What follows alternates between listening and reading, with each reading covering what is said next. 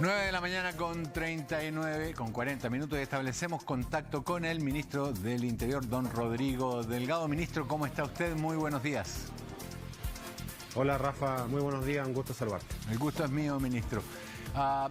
Rápidamente, ¿qué avances hemos logrado para evitar la situación que se vivió en Iquique, donde una marcha terminó con un enfrentamiento con algunos migrantes, donde la gente está cansada, donde hay un aumento de la delincuencia en la ciudad? ¿Qué medidas estamos tomando? Bueno, Rafa, el día martes me desplacé a la ciudad de Iquique. Tuve una agenda bastante intensa con la sociedad civil, con los gremios que habían convocado a las movilizaciones, pero también estuvimos con el alcalde de Iquique, por supuesto, con el alcalde de Alto Hospicio, estuvimos con el gobernador, el delegado presidencial también, y con distintas, también con agrupaciones, por ejemplo, como juntas de vecinos a nivel de uniones comunales, juntas de vecinos de Alto Hospicio, también de Iquique. Fue una agenda bien intensa, pudimos conversar, pudimos entender, pero también nos pudieron escuchar justamente de cuáles son las distintas consideraciones que están ocurriendo, porque este es un tema complejo, como tú también siempre lo analizas, Rafa. Pero a partir de ese día llegamos al acuerdo de varios temas importantes. Primero, reforzar aún más la frontera, que era algo que nos estaban pidiendo. Llegaron refuerzos adicionales a esa zona. Les explicamos en qué está el reglamento de la nueva ley, que debe estar ya en curso los próximos días o semanas. ¿Para qué? Para algo muy importante también, que es la reconducción. La reconducción es una herramienta en la frontera que hoy día no existe, pero va a existir cuando se apruebe el reglamento que volvimos a reingresar ayer con las últimas observaciones. Y esa reconducción es cuando una persona pasa la frontera. Vamos a tener la posibilidad de pedirle, vía protocolo y respetando, por supuesto, todos los derechos de las personas, que vuelva al lugar donde venía, en este caso, si es Colchane, Bolivia. Y por eso también nos juntamos ayer con las autoridades bolivianas vía Zoom durante la tarde. Y eso es la frontera. Ahora, dentro de la ciudad de Iquique, dentro de Alto Hospicio, comenzamos ese mismo día, en la tarde-noche, operativos muy específicos, operativos muy intensos de ambas policías en los barrios que las mismas autoridades locales, regionales y la misma comunidad nos estaba pidiendo, porque nos agradecían de que efectivamente hace una semana atrás, después de la agresión al carabinero, Rafa, con esto no quiero monopolizar la conversación, pero lo que te quiero decir es que la gente agradecía que en el borde costero efectivamente se veía más resguardo, claro. Pero nos decían, ministro, hay otras zonas de la ciudad que no pasa nada, que no se ve la presencia policial. Intensificamos ahí los procedimientos y hemos tenido a la fecha más de 120 detenidos en esas comunas, muchos de ellos, por supuesto, personas que tenían causas pendientes con la justicia, o personas incluso que no tenían su documentación, como extranjeros que habían ingresado de manera clandestina. Así es que todas esas personas han sido puestas a disposición de la justicia, y en el caso que corresponda de migrantes, serán también firmadas sus expulsiones. Claro. A ver, la primera pregunta que sale a la palestra es que si hay una reconducción, ¿cómo nos vamos a asegurar de que estas personas no vuelvan al día siguiente? Digamos, ¿vamos a tener un trabajo coordinado con la Cancillería boliviana? Perdón, bueno, de manera con las autoridades bolivianas. No tenemos relaciones diplomáticas con Bolivia. Sí. No, pero sí, ayer, por ejemplo, estaba el viceministro de Relaciones Exteriores de Bolivia en esta reunión que tuvimos virtual. Estaba el ministro, el símil al ministro de Interior, ministro de Gobierno también boliviano.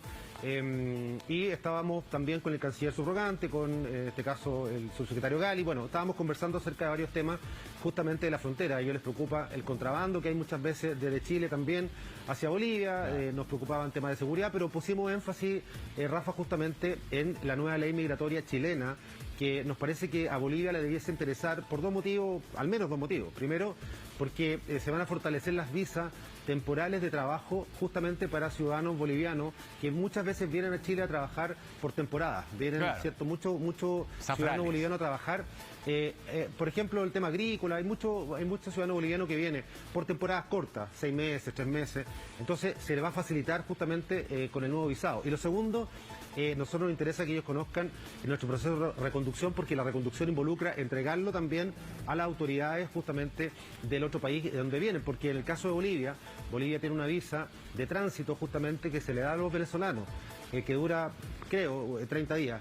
Entonces esa visa hace de que las personas, los venezolanos que entran por la frontera con Perú, el desaguadero, puedan estar 30 días circulando. El problema está en que en esos 30 días cruzan a Chile. Entonces hay que conversar estos temas, entendiendo que esto no es un problema solo de Chile y Bolivia, sino que también es de múltiples fronteras. Un venezolano que llega a cruzar a Chile ha cruzado al menos 4 fronteras antes. Claro. Y eso también hace de que uno entienda la magnitud del problema. Cuando a mí me mandan de repente algunos videos, me dicen, ministro, miren lo que está haciendo Perú, y muestran tanques en la frontera con Ecuador. Y el siguiente video lo que muestra es los venezolanos caminando al lado de los tanques, porque el tanque no le va a disparar a una familia cruzando. Entonces, no hay que entender los planos, Rafa. Las fronteras las protegen los países para invasiones de otros ejércitos, pero no están preparadas para justamente 6 millones de venezolanos que vienen arrancando una dictadura tan cruel como la dictadura venezolana y que pasan por países justamente la frontera, familias con niños. Eso es muy complejo. Es posible, nosotros conversábamos con el fiscal regional, el señor Arancibia, que nos decía que hay muchos venezolanos que simplemente no tienen ninguna identificación. Es posible, como él decía, sacarles una foto y tomarles las impresiones dactilares de manera de que no se dé la paradoja de que los detienen un día con un nombre y otro día con otro. Sí, también estuve con el fiscal, se me olvidó mencionarlo. Estuve en esa agenda en Iquique el día martes con el fiscal, conversamos este tema. Tanto el fiscal como el gobernador tenían un matiz conmigo con respecto a dónde hacer este tipo de operativo, de registro de huella y foto. Hacerlo en la frontera misma, nosotros creemos como gobierno que sería un efecto llamado, es como decir, vengan porque lo vamos a registrar y le vamos a sacar una foto y pueden entrar después tranquilos. Nosotros lo que estamos haciendo, y eso se lo demostramos tanto al fiscal, al gobernador y al alcalde, lo que estamos haciendo y hemos intensificado estos días, Rafa, es operativos policiales tipo rastrillo en las distintas comunas, en este caso de Alto Hospicio y Iquique, y en ese operativo, cuando se encuentra una persona que ha cruzado de manera irregular, que no tiene documentación, ahí mismo, y de hecho en mis redes sociales lo hemos subido, se le hace la toma de huellas, ¿cierto?, el registro a la persona para poder verificar también a nivel internacional si tiene o no tiene antecedentes. Ese trabajo se está haciendo, pero lo estamos haciendo los operativos policiales, los cuales hemos intensificado. Muy bien, entonces los operativos policiales tienen un doble objetivo: identificar a las personas que no están identificadas y detener a aquellos que tengan causas pendientes.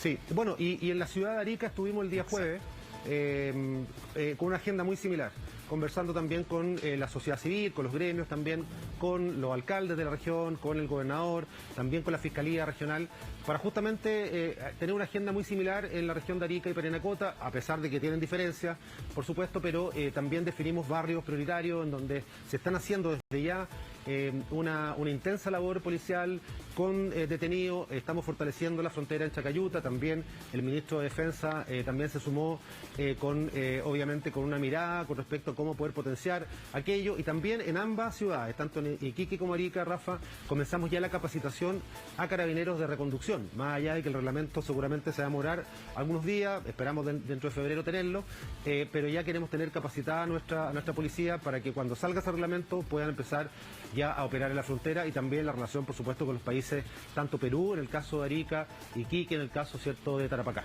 Leo que la ONU va a otorgar 3,5 millones de dólares para crear 2 centros de acogida acá en Chile. De ser cierto eso, ¿cuándo deberían edificarse, materializarse esos centros de acogida?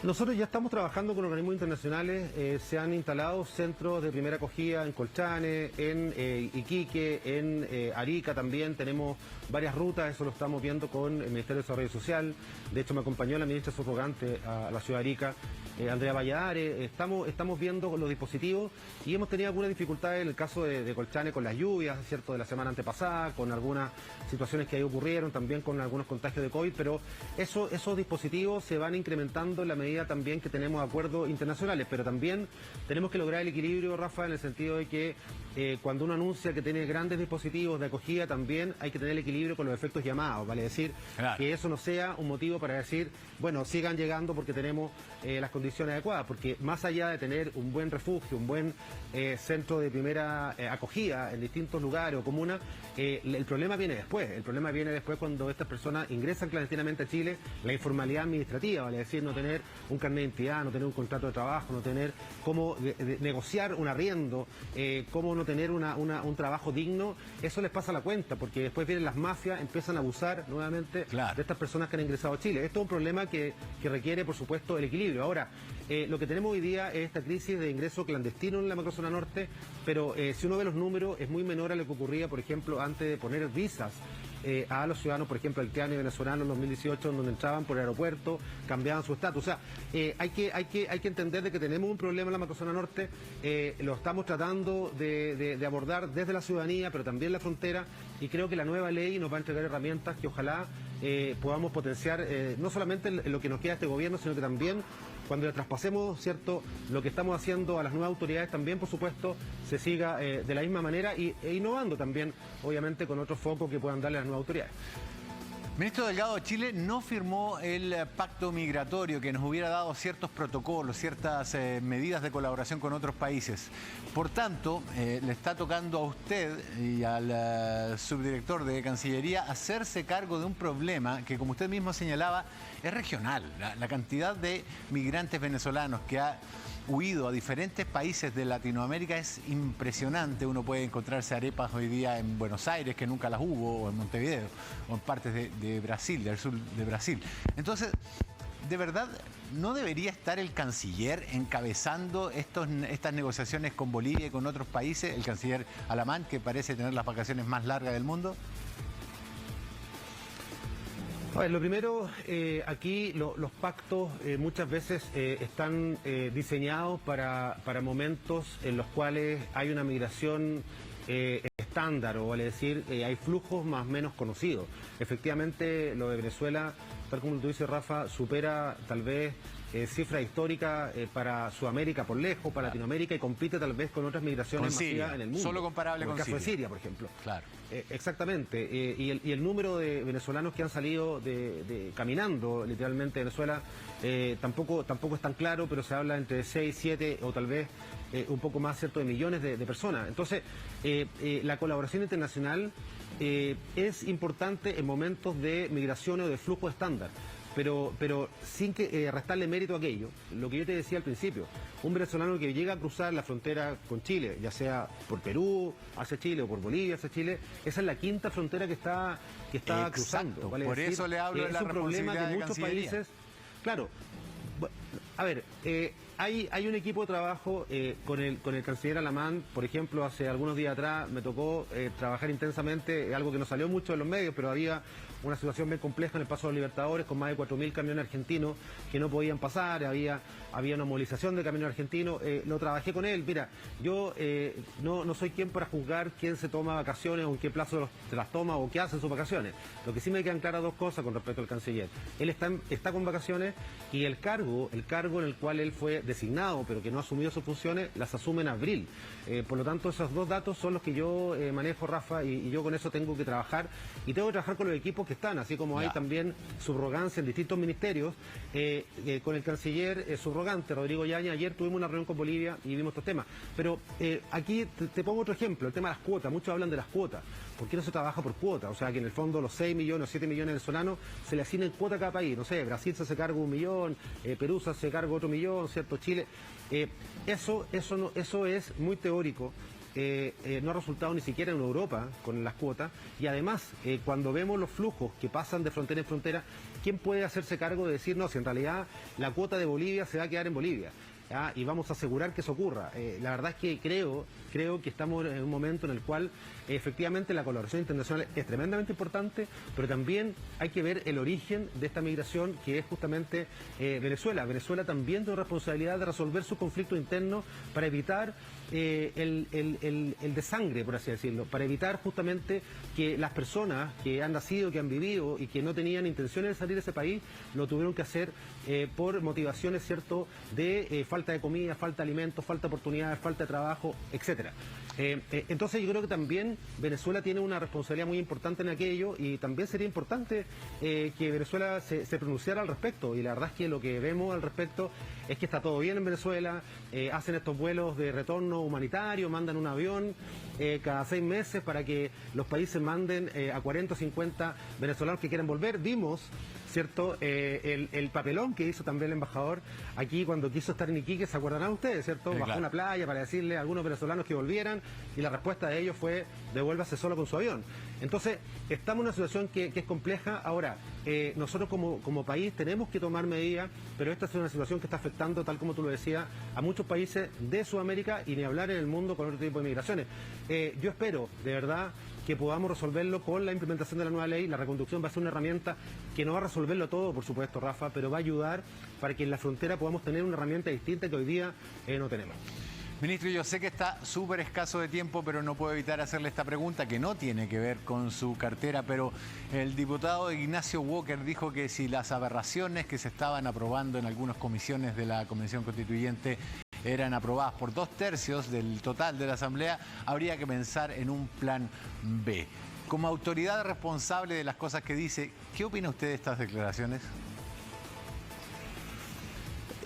No, a ver, nosotros como gobierno Rafa, nos hemos empecinado, ¿cierto?, en que el proceso democrático, el tren de elecciones que tuvimos que resguardar para poder llegar a un plebiscito, después la elección de los convencionales y hoy día que la convención esté en marcha, ha sido un trabajo, de verdad, con mucho compromiso de parte del gobierno. Por lo tanto, todos los planes que se puedan tener con respecto a los resultados de una primera etapa de la convención tienen que ver con los procesos que existen en el formato democrático de la convención. O sea, yo creo que me imagino que tendrá que ver con a lo mejor con rechazar, digamos, el plebiscito de salida. ¿Será esa la fórmula o todo lo que esté del punto de vista administrativo, lo que exista como recurso dentro de la legislación o dentro de lo que se ha aprobado dentro de la Convención Constituyente?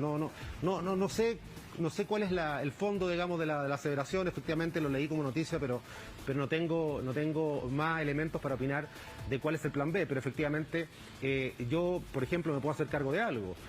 Lo que aprobó la comisión con respecto a la amnistía, ¿cierto?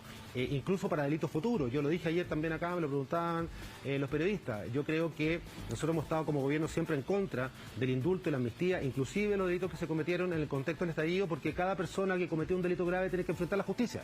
Pero además entiendo que lo que aprobó la comisión era, bueno, y esto se va a extender hasta los delitos que se cometan hasta el plebiscito de salida. Eso, por supuesto que es, por ejemplo, y una opinión personal y como gobierno, eso es incentivar el delito futuro también, además, porque efectivamente estamos dando un plazo de delitos que ni siquiera se han cometido. Eso, por supuesto, que es improcedente a nuestro juicio, no nos gusta, pero bueno, tendrán que analizarlo y resolverlo en el marco y en el seno de la estructura de la Convención. Don Rodrigo Delgado, ministro del Interior, le quiero agradecer por